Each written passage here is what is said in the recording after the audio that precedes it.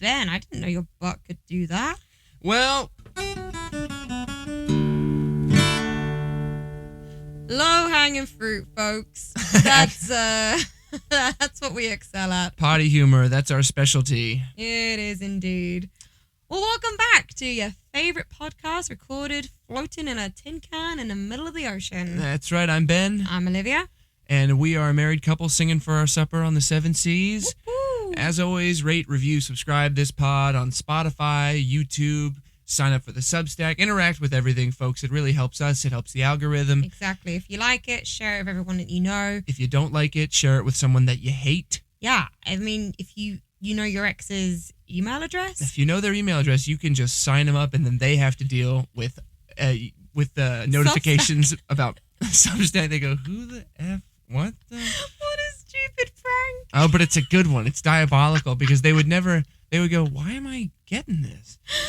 I mean, it's harmless, right? But it'll help us. Yeah. So... It's actually a great prank to sign them up for anything. The Substack would be like maybe annoying, but they'd be like, this is kind of harmless. But if you sign them up for something with spam emails or with promotional stuff, just a quick way for them to be like, why is Zazzle all over my...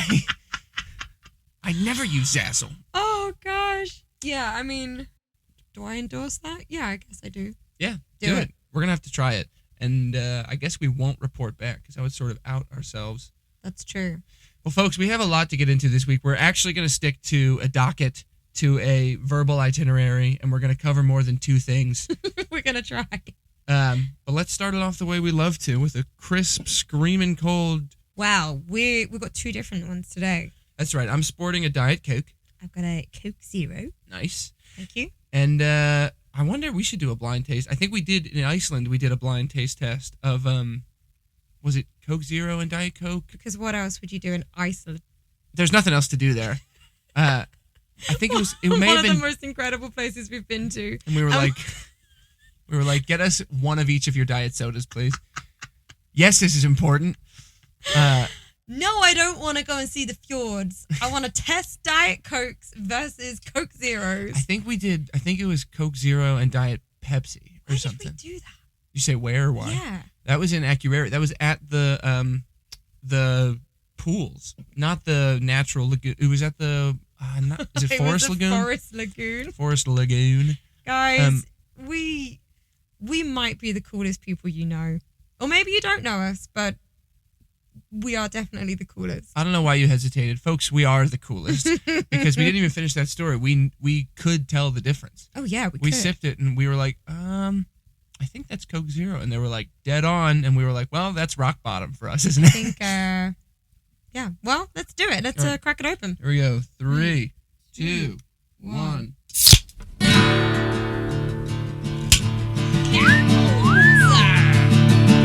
Got a name? No. Got a theme? No. Got a song? How about... So... Woo,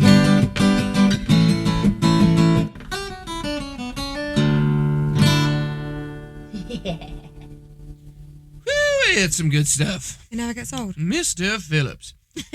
Folks, we've had a jam-packed week, as always. The days are long, but the weeks fly by, and a million things happen. It's true. You've been back in the shows. That's right. I was sick last week for 2 performances. Yeah. I think we sucked. altered one, but I was only out for 2.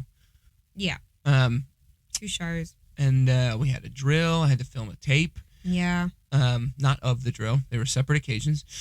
We had a captain's meeting where Tosh sang and Crystal sang. Yeah. And it was Father's Day. It's been just... We finished all of the Dallas Cowboys cheerleaders. Oh, we did. The 3rd season or 2nd season? It's the 3rd season, right? 3rd season. We watched The Bride. If anyone's seen this movie, I would love to hear anyone and everyone's opinions. It was a wild one. Yeah, it's a hot, expensive pile of trash, if you ask me. Not for us. We didn't pay for it.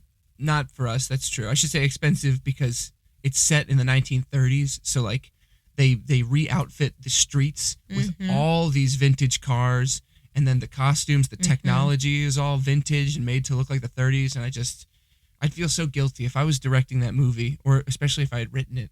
And I think Maggie Gyllenhaal did both. She did, yep. And I feel like It's quite a feat, it's amazing. And it's not like it's, where do you begin with a movie that you don't like?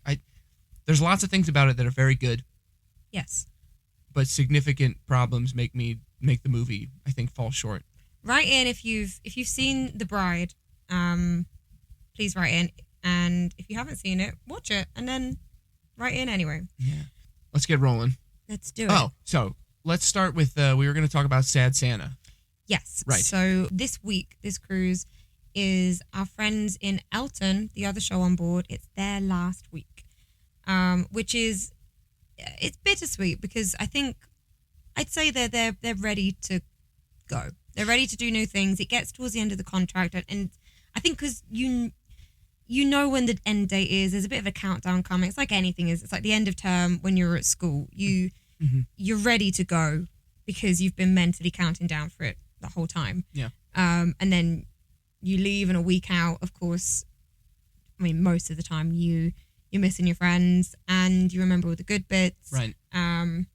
But anyway, they're leaving. We're going to be getting a whole bunch of new performers coming on this Saturday, which is exciting. What happens on ships is something called Sad Santa, where when a cast leaves, anything that they are not going to take with them, but other people could find useful, like storage boxes or clothes. Oftentimes, if they're clean and they're of good quality. Toiletries. Sometimes if you poorly time your restocking of like shampoo, right, all that stuff. If you're like, I'm a week out, but I just got this brand new bottle, then it's a good time to donate it to Sad Santa, and then somebody else who's going to be here for a few more months. It's like, oh, terrific! That saves me a few bucks. It's so useful. It really, really is. It's like Christmas. So, but we're assuming the sad part is because people are leaving. Yeah, I think that's it.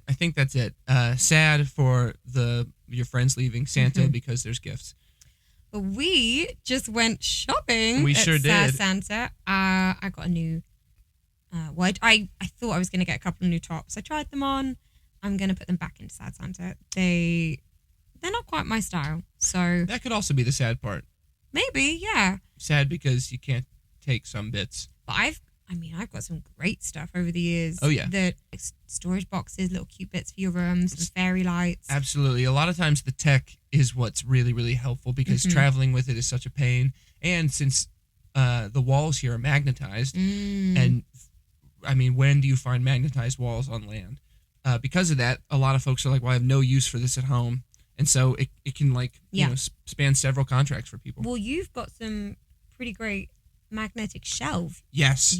Game changers. So I'm assuming at the end of this contract we'll leave them here for we'll put them in Sad Santa for the next people. Yeah, definitely. We'll have to hand these off. They're kind of heavy duty, so hopefully they're going to be of great use to somebody. But I think they will be. Yeah, I wouldn't be surprised if we leave them in the office and the office takes them. Oh my gosh, yeah, absolutely. They're I think originally meant to be spice racks to go on your fridge. Yes. They're just really, really helpful. I'm so glad for that purchase, and super grateful for my wife for putting them together. I did put them together. I'm a handyman, handy lady, handy woman. But we also got from Sad Santa the Khloe Kardashian protein popcorn, which I have. Is that who's behind it? Yeah, Cloud. It's KHLOUD. Like Chloe. Are you sure it's not 2 Ks? Khloe Kardashian. KH. Because it's Chloe. Oh, that's how she spells Chloe. Yeah. Got All the Kardashians didn't have a K. I see. And actually, you know what's funny? So this is protein popcorn. I was just listening to a pod. Everybody at home, take a shot. I was just listening to a pod. I listen to Morning Brew Daily, which is like a half-hour news podcast. It comes out every day. And they one of their headlines that they went over was that there's a protein shortage right now. Oh? Because every company and their mother is coming out with a protein-rich version of stuff.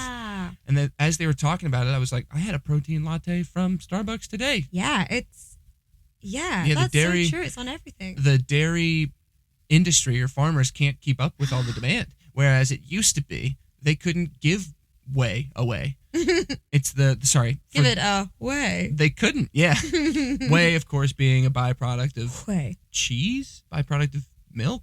No, it's cheese because you separate the whatever. Curds and whey. Yes, and they couldn't give away the whey. It was just like it was valueless. But now, of course, there's been a huge marketing. Yeah, huge switch. We're suckers for it. So Absolutely.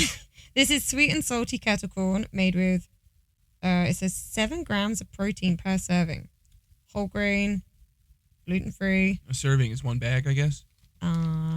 This is like a snack size bag. I dropped it. Okay, we might. Oh, it's proudly woman owned. I'm gonna put my mic down and open it. Okay, great. Sorry. Loudest thing of all time. Okay. Bag is half full. Cheers. Wait, don't tell me. My turn. Okay. Well, folks, happy to report it kind of tastes like nothing. It's like fluffy. It tastes, like fuzzy. It kind of tastes like they put protein powder just on top of popcorn. Sorry, Khloe Kardashian. It doesn't taste bad enough that I would not finish the bag. And if it's a supplement, it's going to be, a net positive. I don't taste sweet and salty at all. I just taste popcorn with fluff. I'm getting a small hint of salt. Well, we didn't pay for it. When did this expire? That's a really Best good if used point. by November 3rd, 1983. November 3rd, 2026. Huh. That hasn't happened yet, right? No, it's not that's happened like yet. in a week or something. You want to guess the country it was made in? America. Nope. Really? Mm-hmm. Canada. Nailed it. Really? Yeah. Are they at all Canadian? Aren't they in Los Angeles? I don't know. Where are they from? Your dad might know. I hear he loves the Kardashians. Yeah, Dad, take a break from watching Keeping Up with the Kardashians to tell us, where are they from? Go on. I know you know. I just had some more. Yeah, it's not bad, but I don't love it. So that's fine. I think I'd rather popcorn with a protein shake next to it. Me too. I understand why it's in Sad Santa. But folks, that's the beauty of Sad Santa. You try things that I wouldn't have bought that. Yeah. You know what else we got from Sad Santa? Speaking of snacks, somebody gave away an RX bar. Oh, yes. Which is like a nice energy protein bar. And they're not cheap. Well, take it back. I just got a really good bit. Did you? Oh, we're going to turn the beat around. Whoa, that was sweet and salty. Holy halibut. That was really good. Oh, there you go. Maybe we need to reach out this time to Khloe Kardashian. Yeah. She hasn't responded to my DMs in the past. I don't think she's going to do it now. You never know. You got to keep trying. Maybe just less pictures. Okay. Talking of pictures, it's not really pictures, it's footage. Uh-huh. I'm thrilled to announce that we got a fantastic blooper, which Jesus. I am. We are going French. to. We. We are going to start an Instagram account. I promise. It's on its way. We're starting to make content. It's going to happen. And when we do, I'll put this blooper on there. Because it is Sweet Ben falling off of the stage. He's okay, everybody. He is fine, but it is. Oh, it was fantastic. Yeah, I properly bid it. And when we post it, usually when we post a link to the episodes, I put it on Instagram. I'll share the video at the same time, and everybody can enjoy it. Everyone can have a good laugh. It was one of those things where. Okay, let me set the scene. In most songs in Sid Norman's, for solos, it seems to work well to start the song on the stage, and then as the song goes on, usually the second verse going into the audience. And I've done a couple of these songs now enough times that I have like a pretty set in stone way that I do it. Not because it's perfect, but because it worked probably once, and now it's muscle memory.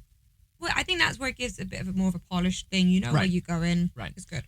And also, like, for me, if I decide that getting off the stage for the second verse works, then the next choice becomes, how am I going to get off the stage? Sure.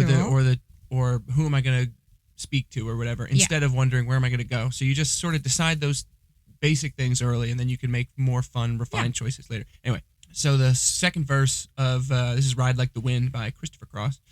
I usually hop off the stage and then I just start singing to one side of the house. Mm-hmm. And it was as I hopped off the stage, I must have mentally got ahead of myself and started looking to where I was going, and I just missed the lip of the stage, and I fell right on the ground. I fell so quick. Oh, and Christian said it was like a cartoon slip on a banana peel kind of a fall. I'm so pleased you were okay. Have you ever fallen on stage before? I must have, but I'm trying to remember now. I've never knock on wood, I can't recall ever really injuring myself. Mm-hmm.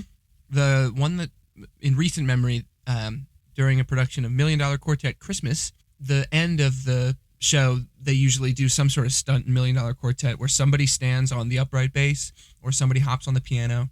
And lucky for me, I got to hop on the piano. And there's no magic to it. It's truly just get up there safely, try to balance, and then get off of it safely. And as I was on top of the piano, one of the shows, I slipped a little bit, and I didn't fall, thank goodness. Your stomach, though, goes, doesn't it? Yes, that's exactly what happened. I slipped enough to be like, well, this is it. At least I went out doing what I love. And, yeah, so that's, in recent memory, that's the closest I've come to absolutely biting it. Sure. I remember right out of college, my first job was the John Denver show. Called Almost Heaven, Songs of John Denver.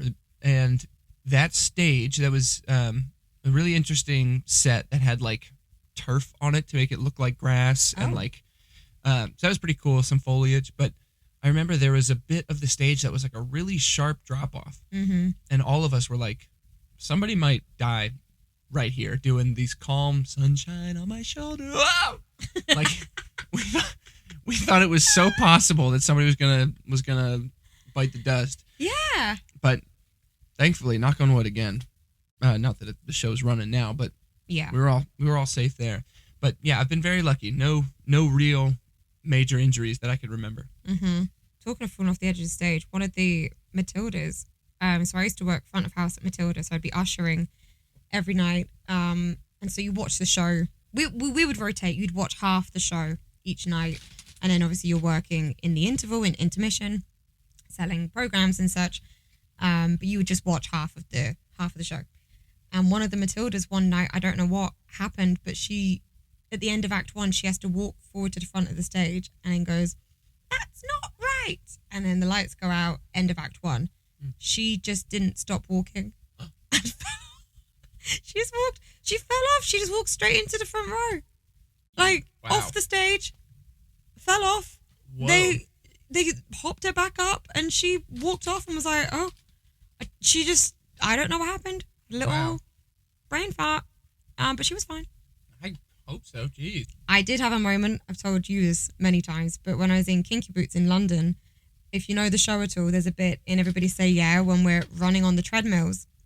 And my part, I was the first one to hop up onto the treadmills, and I'm carrying this giant boot that's half my body size, and I have to run on the treadmill, run, kind of turn around, and I'm running backwards then, throw the boot to Lola, one of the other characters, and then turn around again and carry on running. And I'm moving forwards each day. It's all footwork. My foot, I think what happened as I was running, my toe stepped onto the side of the treadmill that wasn't moving. So the actual metal side bit. Right. I think that must have been what happened, because I still had the boot in my hand. And so my heel slipped from under me and I went down and I kept the boot in the air and I saw everyone's faces next to me and I fell off the treadmill. Apparently it was like a baby giraffe being born. Beautiful. If you look there on the stage, you see the baby giraffe holding went limp. I just completely possum fell off and I just lay there and it felt like an eternity. Sure. I remember telling my mum afterwards and she was like, "Oh, I bet you just jumped up and carried on." And I was like, "Nope." No, actually, I did not do that. I lay on the ground, fully in shock, with the boot in the air. Someone took the boot, and then the stage manager came and or one of the techs, I think it was one, I can't remember exactly, just came and grabbed my hand and pulled me off stage. Yeah. And they were like, "Are you okay?" And I went, "Yeah, I think so." Okay. Legs broken. But I think I'm okay. I'd never felt adrenaline like it. Like I could not feel. I think my body just went into full shock mode, and I just went, "Yeah, I think I'm fine." And then ran back on stage for the walk down, clap bit. Right. And after this, following that song immediately is the interval. And all my friends in the cast were like, "Are you okay?" I said, "Yeah." And they go, "Are we allowed to laugh?" I was like, "Yeah." Do you remember feeling a lot of pain later? I did feel my elbow hurt quite a bit. But I was fine. But I do remember as the interval went on, I was like, "Oh, adrenaline is wearing off. I'm now starting to feel the pain." Yeah. But thank God I didn't hit my teeth or anything. I was just going to say that's one thing with being on land versus on a ship. No one was filming. I would love to have had that footage. It would be so funny. I think people probably film more now than they did then. Maybe. I feel like it's definitely not encouraged, but it's almost like acceptable. Like I mean, on a ship, like we're always filming our shows, so we can be given notes and stuff. Right. And it's just great footage for us for show reels. Yeah, I fell off the stage, and it's only a little stage. It's not, but I think just because you are 6'3", you falling, you could have really hurt yourself. So I'm pleased you didn't. Yeah, I fell, but I don't know. I guess I had enough room when I fell to like roll a little and like kind of catch myself with my hand and my other leg that was, I don't know. Well, you have been taking classes from the acrobats on how to do backflips. Yes. And wait, let me get to that in a second. Folks, eventually there's going to be a backflip in SIDS and you're not going to know what to do with yourselves. Parkour! Oh, it'd be so sick. Anyway, though, so I fell off the stage and I kept singing because it didn't hurt. However I fell, I think maybe like the initial impact, I remember thinking like, ooh, but no lasting pain. So I kept singing and I got up. Christian came over and helped me up. And I was back on stage pretty quickly. And I remember thinking, like, I'm only like 75% sure that I actually fell. I was like, did that really happen? Isn't that nuts? It's so wild. It's, yeah. But the audience was so on our side. Like, we had a really good crowd. I watched back the video, and as soon as I fall, there's a collective, yeah. And then there's applause when I stood up as if I'm a war hero. And of course, throughout the rest of the show, we're completely ripping Ben about it. And is it ribbon or ripping? Rip. Ripping? Not ribbon? Yeah, ribbon is, I mean, besides a bow, ribbon is that anything? I don't know. Anyway, we're taking a mick out of him. He's got no mick left. And it's great. It just makes for a fun show. Yeah, Christian called me Gramps. That was pretty fun. Yeah, so that'll be fun to watch. I hope you all enjoy that clip. Yeah.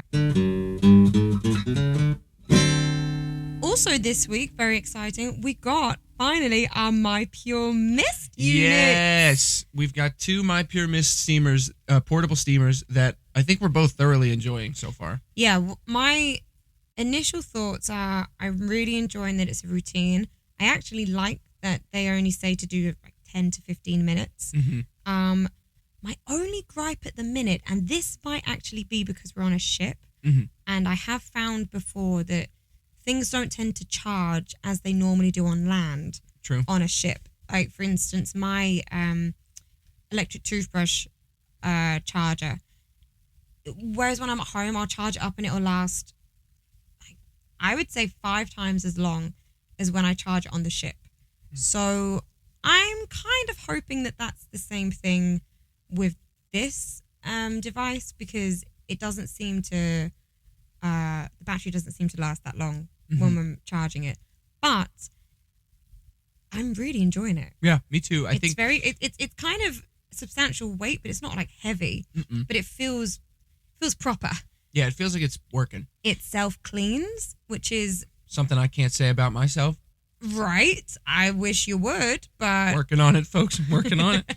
The amount of power coming out of the outlets on the ship is different. I can't remember if it's lower or higher. It's lower. It's very limited. Yeah, because they're always trying to avoid any sort of circuit issue or whatever. Blatant fires. Fires are our greatest threat on the ship. And I set off my fire alarm the other day by curling my hair. Yeah, So I that's did a it good myself. thing. I was freestyling. It just happens when the flow starts going and it just beep beep beep beep beep beep beep, beep and I go, dang it, I did it again. Right. So I was serious, and he's mocking me. No, I'm not mocking him. I'm just telling you my experience. So the amount of power coming out of the outlet is different, and for that reason, the charging I think takes quite a bit longer than it says. I don't feel like I can quite judge it on the basis of being on a ship. Right. But the actual device, I'm loving. Yeah. Really, really enjoying it. Yeah, I think it's worth noting that it only works with the MyPurmist sterile water Yes. that they sell, which is totally fine. It's like easily accessible and everything, and because it's their product, it's like the perfect serving size for 2 steaming sessions. Yes. So that's really helpful to keep track of. I can always tell, like, did I do it today? Oh, I can tell because I'm halfway empty. Yeah. So that's helpful. Yeah. And like we were saying, it's an awesome routine. I think the past few days now we've been like winding down in the evening, just silently steaming together. And Yeah, it's really nice. Really, really nice way to get ready for bed. Yeah. I think it'll be nice to see the difference long term after like a month of using it if we feel like Oh, absolutely. Yeah. we've been able to recover faster or whatever. Yeah, But big shout out to MyPurmist for sending it and for their patience. They agreed to send us stuff, I think, 3.5 years ago. And we just got them the other day. So we're really excited to add them into our routine long term now. Yeah. We'll keep you informed with that. Yeah. But actually, yeah, talking of you recovering, you had to do a self-tape this week. Yeah, that was the first. So I was sick last week for a couple days. And while I was sick, I got a self-tape request for a job that I've been in for before and have not booked. And so it's like the third time I've gotten asked to tape for this, and the feelings are mixed because the project is so cool. I guess it's not a secret, is it? You can say. So I got a EcoCast, which is a self-tape audition request through Actors Access.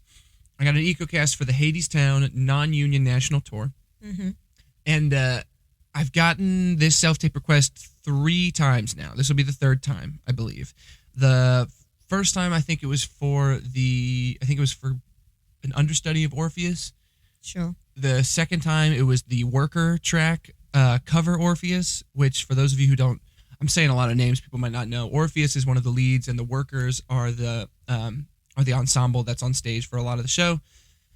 So the second time around it was Worker cover Orpheus, and then this time it's a future replacement for Orpheus. And obviously the concept is very, very exciting, and Hadestown is a really, really cool show. I get to play guitar, like all of it is awesome.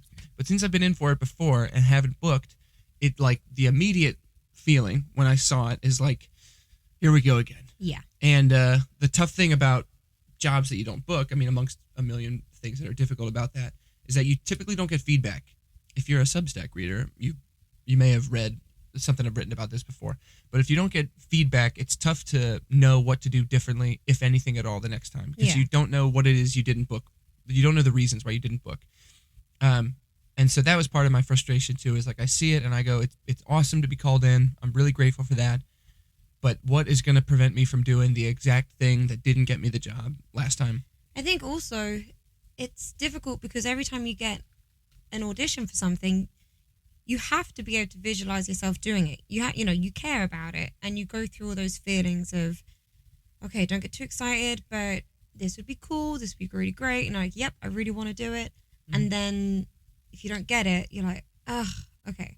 And then to have to keep going through that cycle, it's hard. Like, it's a real tough emotional game, as well as talent, preparation, and just having to do a self-tape is so unnatural anyway.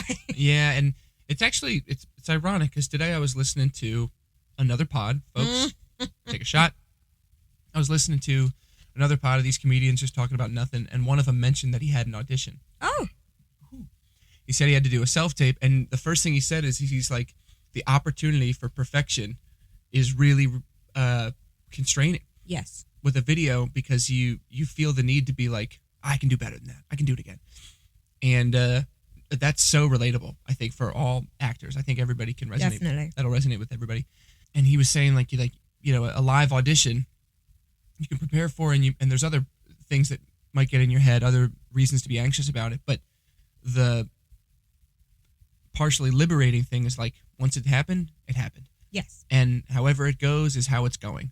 And you can't really control it. Once you're in there, you can surrender to that and be liberated by it. Right. Yeah. A tape, not so much. You sort of send it and you're like, did anybody watch it? I hope they watched it. And then if they don't like it, you probably won't hear anything.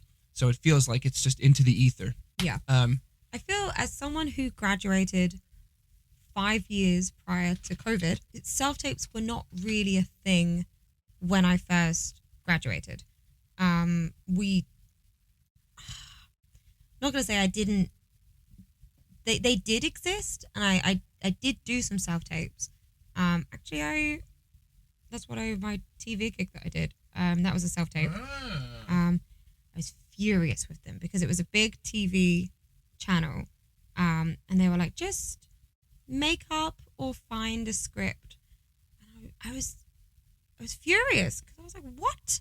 What if I'm not a great writer? What do you mean? Like, you can't send me a script? Mm-hmm. Turns out it's because they hadn't written one. Bingo. That's why it happened. But of course, I was like, ugh, what a load of rubbish. And then I got the job. That'll do it. But isn't that nuts? Sidebar, just about how big projects are done. Mm-hmm. Isn't it nuts that anything can be in production without a script? Like, in my head, all I care about is putting together a script. And then once that's done, then I'll reach out to everybody and be like, we have something to do. The idea that they'd be like, you and you are a team. Here's 50 grand. Go put together something we can work on.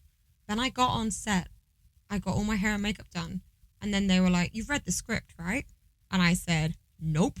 No one sent me a script. And they said, oh, it's okay. He'll probably improvise anyway.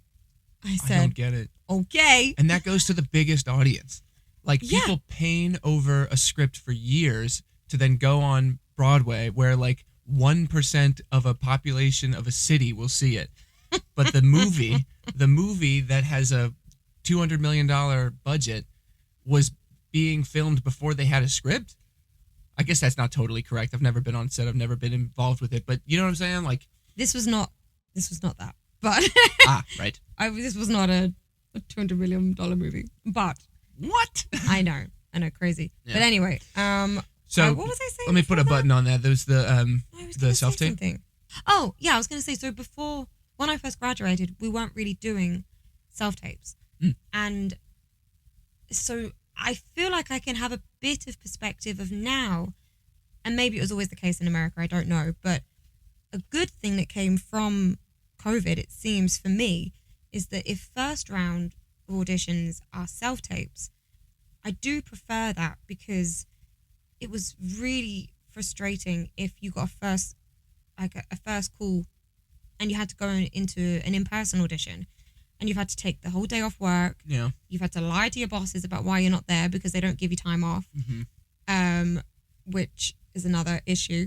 And then you get into the room and the director doesn't actually want to see you, but it's just the casting director thought that you'd be right for the role. Sure. Whereas at least if I've sent in a tape that I've been able to do, granted it's not always a fun thing to do, but it's in my own time and I can figure it out.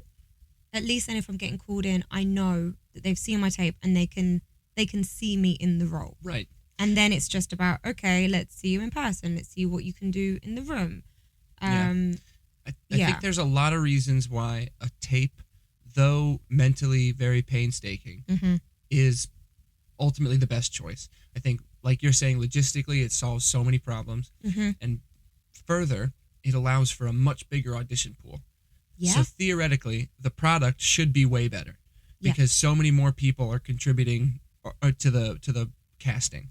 Yeah. So if you can cast a net outside of just New York City, then theoretically the talent should get way better. Particularly in America. Oh yeah. Your country's huge. Right. I think I've had to fly to like every job I've had. Yeah. Which is indicative of how... You could have flown to Colorado. Could have flown. Probably should have. But really glad I drove. That was definitely the furthest away. Yes, that was a 3-day road trip to get there. So I got to see this beautiful nation. It's true.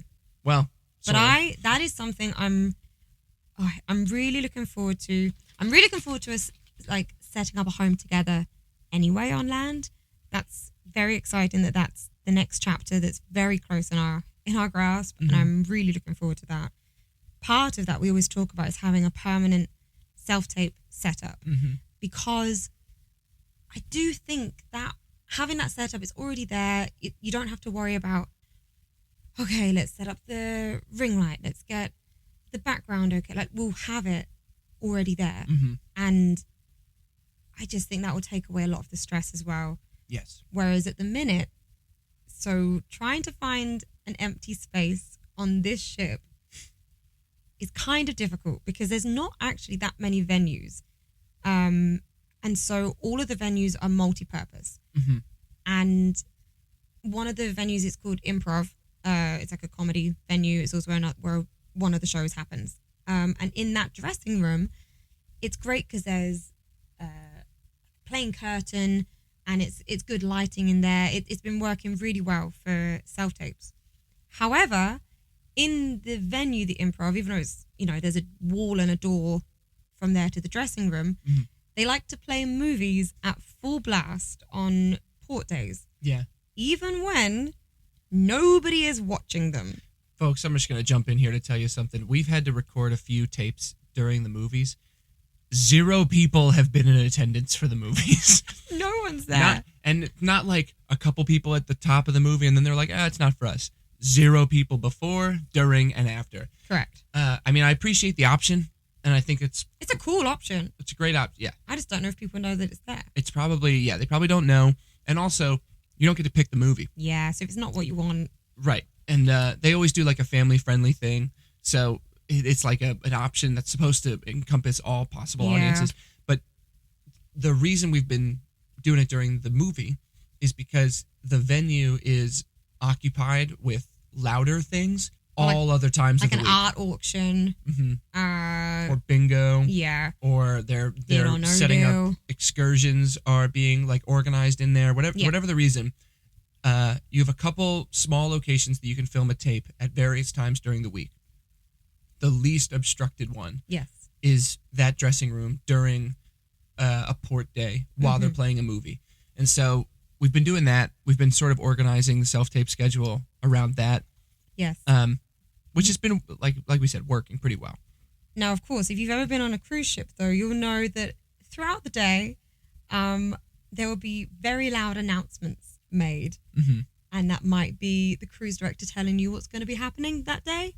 That might be an announcement for a guest to go to guest services. Or in the case this week, there was crew drill. Although we didn't do it during crew drill. We have tried to do that before, and it's just proven to be a nightmare. It's tough. Yeah. It's just typical that you're halfway through your best take, and then it's like ding, ding, ding. Yeah. And they're doing an announcement for exercise only, ruin Ben and Olivia's self-tape. I repeat, for exercise only. Yeah. It's true. So, I don't know. I feel like we've managed to find the best of the situation. Like, and I'll tell you another thing. I don't really audition for TV or film. Sure. Not because I've said like never, but I'm not really that interested, at least at the moment. If this gets huge, put me in Marvel, set us up for life. But generally, I'm auditioning for theater stuff. And theater auditions, it seems like the breakdown comes out generally about a week before the deadline for the tapes. And so we've had the luxury of being like, of my agent sending me something to tape. And it's like, okay, this is due in a week or 10 days or something. And so we can be like, okay, I'll work on it now, film it during that port day, and then send it, in St. Thomas or wherever we have some service or we can get Wi-Fi somewhere. Yeah, definitely. So that's been working pretty well. Yeah, so we did that. And also, this Hadestown tape, one thing that is nice about it is that this was an initial, which means it's the least amount of material that they're going to ask you for. So all I had to do was 32 bars of a song that I've already taped before and a slate. And thankfully, I was with Olivia, and we had coffees, and the vibe was very much like, you know what, just do it. I feel like we're going to it's a really fun routine for me because I get to sit there and sip my little cold brew and press record. And and it's great. And be a little cinematographer. Yeah. And a little director. Yeah, I do like to. You're very gracious. I do like to chime in and be like, what about this? Liv goes, cut the crap. I don't believe you. Start again. I'm always saying that, actually. She goes, that was stupid. Do it again and mean it. It's not my best English accent. I feel like I've done better. That was more like Hermione. Talking of English accents, our friend Evan has said that he'd love to hear you do some English accents. Oh, would you? I think he wanted like a Proper. Scouse or Brummie and stuff. What's Brummie again? Birmingham. All I know how to do is you doing that. Birmingham. And Scouse, I'll tell you this. All I know about Scouse is they're like a can of coch. A can of coch. It's chicken. Chicken. Yuck. That's all I really know. And I guess technically I can do a bad Paul McCartney. Actually, go on. Yeah, do Paul. A bad Paul McCartney. You know, they're just writing Hey Jude. You know, and John didn't like it very much. This is what we've got to start filming his podcast. That's all I can do, yeah. Ben is wiggling his head like a good one, and it's great. That's all I got, though. And No. You did West Country for an audition recently. Another unsuccessful audition. Hey, not because it wasn't good. Unsuccessful just because I didn't book, not because we didn't learn. So that the West Country accent is like, how am I gonna get back into it? I was thinking of what's his name? Good Fool or something. Samwise Gamgee, from Lord of the Rings. Good Fool. What did you say? Good Fool. Good Fool or something. Good Fool Gamgee. Samwise, who is from West Country, which is like almost like a pirate accent. So it's like a hard R's. And it's Liv always says my lover. Me lover. And get me a combine harvester. I got a combine. I got a brand new combine harvester. It's so like Hagrid. Yeah, Hagrid is a West Country accent, and I can't really do it without sounding like I'm trying to tell you a tall tale. But that's kind of what I did for that audition, and believe it or not, no callback. Hey. But yeah, so I can kind of do that one. Not great. They don't. I think you're really good at accents. Thank you. I really do. You've had to do, over the years, you've had to do some really specific accents. Do you remember? I think it was when we were on the cruise and I was coming to visit you, and we were in St. Lucia, and you were trying to look up how to do, is it a Hull or a Yorkshire accent? Yeah, I had to do Yorkshire. And it's so specific. Yeah. I feel like they could have just said Northern, and sure. to anyone, like, you're not going to know the difference. Yeah, you know? Yorkshire, it was really, really hard. So that was for The Secret Garden, and Dickon has a Yorkshire accent, and I remember we really had to work on it, and you were really helpful because that was the first time for an accent I couldn't just like hear it and mimic a little well enough. This one I had to write down the vowel sounds and be like, how the heck do they talk? England might be small, but there are so many bloody accents, and they are very specific. Uh-huh. Like, if you spoke to someone from Yorkshire, or like compared to Leeds or like Liverpool, mm-hmm. they're not that far away from each other. Mm-hmm. But it sounds really different. Me and from Elliot. Mm-hmm. Where's Elliot from? Is he Elliot, Birmingham? I thought he was. I thought he sounded like he has the Essex isms. No, he just likes to say babes. Oh, well. Shows you how much I know. Do you think that's because like the folks in England for the longest time just didn't travel to other parts of England? I don't have any historical evidence to back up that theory, but could that be why they were just chilling in their towns for however long? And maybe. Yeah, that is interesting. Just to give y'all a taste of Yorkshire, can you do any Yorkshire off the top of your head? I'm trying to remember any of the lines. I can remember the song. I'd butcher it. For anyone who's curious, if you listen to the Secret Garden cast album, Dickon sings Winter's on the Wing, and he sings Wick. And you can hear the fella singing in that. That's a Yorkshire accent. Classic tune, Wick. Well, Get right on my Wick. The thing is Wick, it has a life about it. It's an awesome song, dude. I don't even care what you... And you know what? Well, do you have that phrase? Getting right on my Wick? No. It's like getting on my nerves. That makes sense. I don't really know why. You're like burning the candle down. Yep, that'd be why. So if you're in your car right now, or if you're on the toilet or doing some sort of mundane task and you're thinking, who cares about this? Well, I'll tell you something. If you listen to The Secret Garden, you're going to go, I don't really care about that accent stuff, but that was a beautiful score. And you'd be right. Mandy Patinkin, Robert Westerberg. Who else is on there? I forget her name. Oh my God, what is her? Doesn't matter. Sorry. Big Rebecca Luker. Rest in peace. Rebecca Luker's on there. Daisy Egan. Sorry, go on. I was just going to say, do you want to give us an update on the Phils? Oh, thank you for asking. This day gets better and better. The Phils are doing better than they have all year. Ever since Hopper got fired, he graciously left, and Don Mattingly has been the interim manager, and they have the best record in baseball. If you start their record from when Mattingly took over, there's something like 33 and 16, 30 and 15, whatever it is. They've been on a tear lately. Harper hit the cycle. Schwarber had another 3 home run game. Marsh is coming out of the woodwork. He's been having a hot season.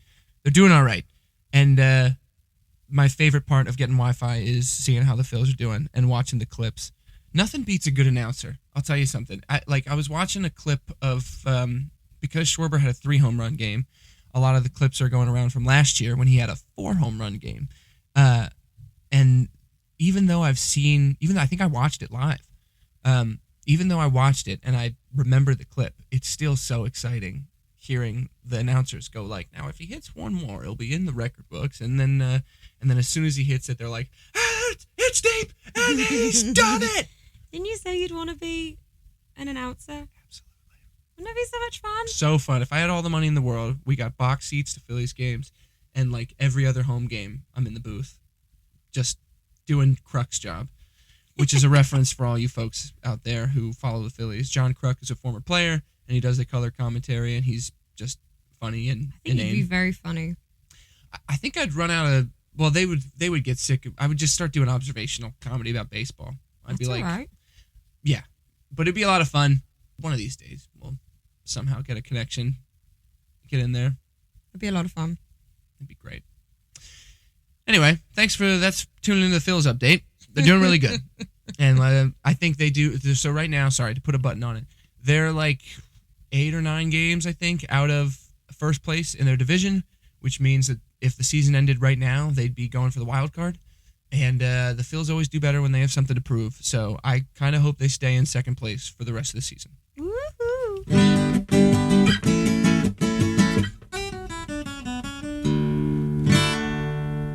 I also wanted to bring up Tim. Yes, shout out to our cousin Tim.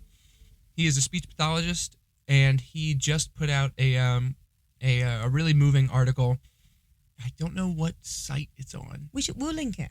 Yeah, we'll put a link in the podcast description. But Tim is a speech pathologist, former actor, and he put together this really, really beautiful article about his journey as a person who stutters in the performing industry and as a teacher and as just a person. And it's really eloquent and moving, and he talks about the idea of freeing the voice and what that means to him. Yeah. And how it's evolved from wanting to fully rid himself of a stutter to accepting it and working with it and freeing himself of the shame and of the burden of dealing with stuttering. And it's really, really great. Yeah, I've told you this before. I think I went to speech therapy when I was younger. Oh, crackle. Sorry.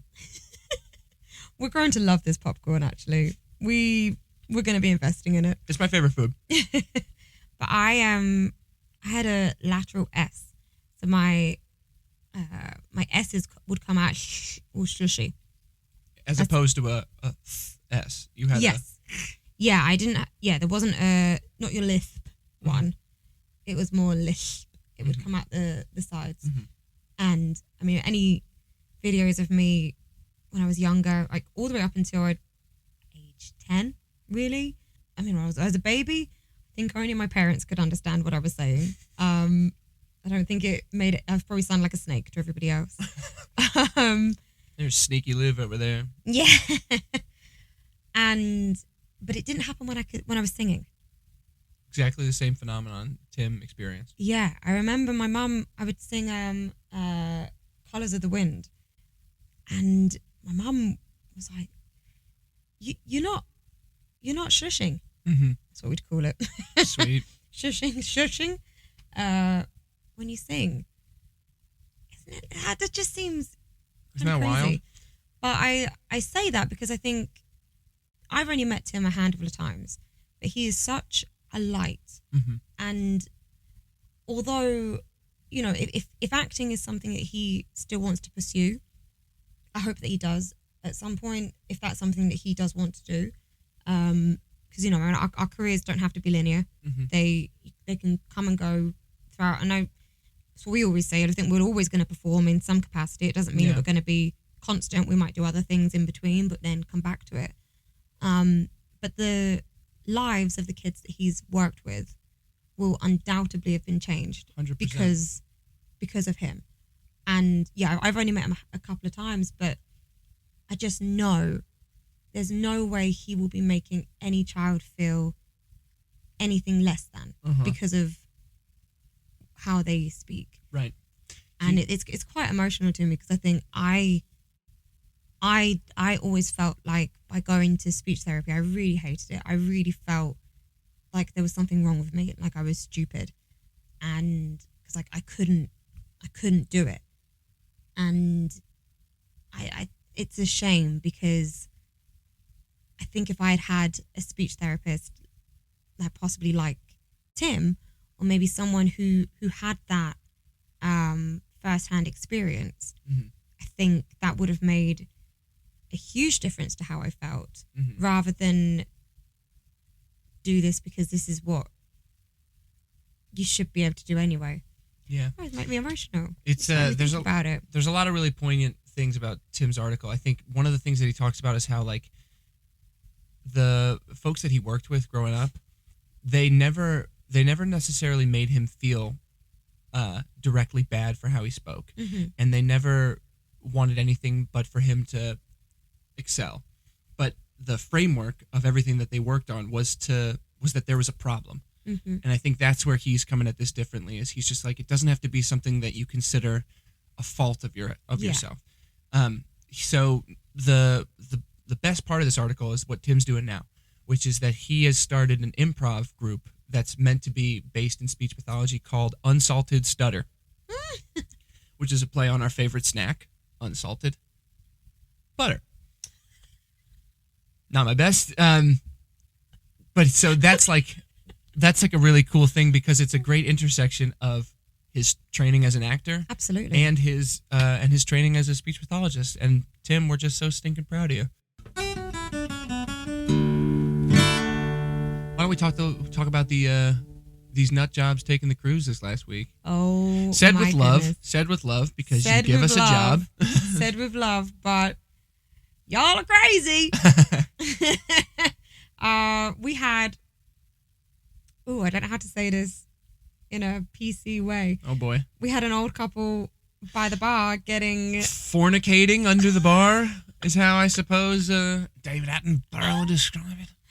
Two people of advanced age absolutely getting freaky at the bar. Like, what possesses people? I don't know, man. Alcohol's a hell of a drug. Right? It's... yeah, that happened. And somehow we didn't see it. The bar staff did. Bar staff was like, did you guys see what was going on? And we were like, no. And they No. go, well, these two people were... Thank goodness I did not see. I don't know. I don't know what I would have just told our manager, been like, hey, I'm gonna pass this on to you because I don't know what to do. Yeah, I'm not sure if there's anything in the handbook about this, but I don't think it's appropriate though. Yeah, I'm pretty sure it's against the rules. I guess technically there isn't anything written, but Yeah, maybe make them stop. It probably didn't feel like it needed to be written, but who knows? Well, that is something fair. They could stand up and go, show me the rule. Show me the rule. I'll stop. Just show me the rule. Show me the rule. Yeah, so apparently Well, yeah, so that was happening. these two, I think we may be leading folks to believe that something else was going on. Let me put it this way. I think an old couple was frequenting Sid Norman's poorhouse. In the back of the poorhouse, the female was under the bar ledge and the male was standing beside it. You can connect the dots. Yes. So that was going on. We missed it, thank God. We had a lady who is very interested in our guitarist. Yeah, during the show the other day. You were talking about Sid Swag. You're like, if you go on to sidswag.com, you can buy yourself a bit of merchandise. Yeah. And his lady shouts out, she goes, "Is Javier for sale?" Javier's our guitar player. To which he was like, how much? How much? That was a lot of fun. "Is Javier for sale? Should I say it?" Oh my God, I'm going to say it. "Is Javier for sale?" So that happened. That was a lot of fun for us. It was a lot of fun. And the theatre, it is always baffling to me. The people that we see in the front row of the theatre, I don't know if there's some misconception that we can't see you. We can. We can see you the most, actually. The most. Lady fully asleep. Fully, not, sometimes people are like nodding off and you see them like catching themselves waking up. That happens. No, this lady fully asleep on her husband's shoulder. Conked out. And I'm like, why are you on the front row? What? Yeah. Another lady was doing her knitting. I mean... It sounds like we're making it up, but for real, this woman was in the front row of the theater for the rock show. And she goes, "Oh, you know what? That'd be perfect. I'm going to bring my needle and yarn and finish up this quilt." Which I guess, I mean, fine. I would watch TV maybe whilst doing something like that. So I guess it's not that you can't take it in whilst doing something else, but it just feels like a strange choice. Maybe she's on a deadline. Yeah. I don't know. I don't know what's going on. Yeah. Every week there's something, folks. Just know, we can see you. Front row, we can see you. I would say even halfway up the, I can see most people. I'll tell you when you can't see folks. The back. Can't see in the back. But I think for the shows that we do in the theater, the light is pretty much up the whole time. Yeah. So there's like light that bleeds from the stage into the audience, and that's what allows us to see you. And also, when there's no spotlight on you, then you can see what the light from the stage bleeding into the audience is illuminating. When there's a spotlight on you, it's harder to see. Yeah, that's true. So for a lot of these shows, there's no spotlight on us if you're singing background vocals or something. Yeah, or if someone's saying some dialogue and you're just in the background waiting before a song, that's when I can see everybody. That's true. Right. It'd be different if we were in a musical and we were like more intellectually busy, if you will, or we had more things to do that were preventing us from just looking at the audience. But we are parked and barking at you. It's true. And because of that, there is little hidden from us. I think what else happened. I feel like this cruise, I've had a lot of people trying to speak to me. This hasn't happened in a while, but it goes through like waves. I'll have a lot of guests trying to ask me questions mid-song. So I'm walking around. I mean, you know. And it was a Smoke this week, and someone was, I guess, like asking me who sings the song. And I'm like, I think it's Sanford. Hold on. And a mist in your eyes. And I'm like mid-singing. And yeah, Sanford Townsend, right? Mm-hmm. Sanford Townsend Band. That's what I told them. Okay, that's fine. It's a mouthful. Right. And often it's people saying nice things. But I don't think they realise, because we have our in-ears in, I can't hear what anyone's saying to me. Yeah. And that's deliberate. I need to hear the music. Have I told you, like, I purposely don't really look at anybody? I don't really look at anybody either. I feel like, but maybe you're on stage a lot more because you're playing guitar. That's actually when I am more likely to look at people. Yeah, so I feel like when you're walking, But when I'm in the audience, I am looking at the singer, basically only. In fact, when I can tell there's eyes on me, I get like weird. And I know that's kind of the whole idea of the gig, but no, I think it works well in the poorhouse when you have performers like with a different style of how they interact with audience members. Uh-huh. I think that's better, because I think if you were all singing at somebody, it would feel kind of forced or too intense. Sure. So it's probably good that, you're not too much in people's faces or whatever. Yeah. Not that I don't feel like I'm in people's spaces, but maybe I look at people more than maybe you do. I think you play with them more, which is a good thing. And I think they enjoy it. I don't want anybody to see me, I think. Is that what I'm trying to say? Wait, that can't be right. I think I don't want anybody to feel like that's what it is. I don't want anyone to feel like they have to perform back to me. And I don't think you're forcing people to do that. But for some reason, whenever I have the opportunity to, I feel like they're going to be like, just let me watch the show. Yeah, but you're fun to watch. When you're like, I appreciate find a space in the poorhouse, you do like some fun dances and stuff. I have my 5 things that I'll do on repeat to people. If it ain't broke. If it ain't broke, exactly. Yeah, I do a lot of dancing just looking at the pillar. Yeah, Pillar that's okay. is in the poorhouse, and it's just like... You're also a foot taller than me. True. I tend to crawl under tables and stuff. Yeah, I can't do that easily. I can't do that one easily.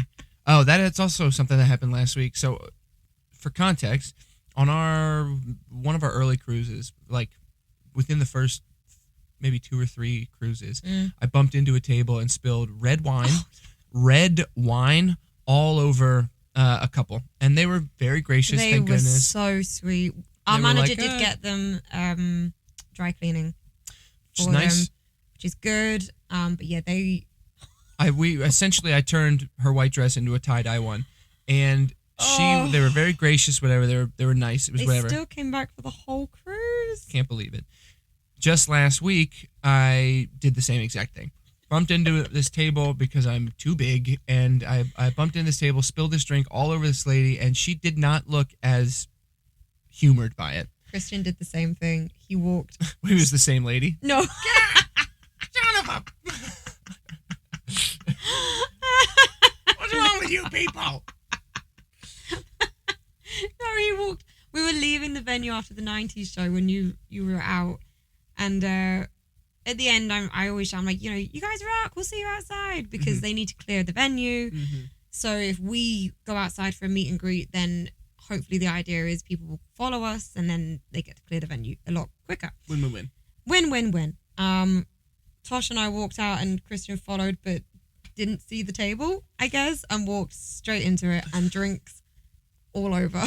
Yeah, well, I'll tell you what happens. It's so easily done. Yes. It really is. I'll tell you what happens is your foot will hit the bottom of the thing, and then it'll rock.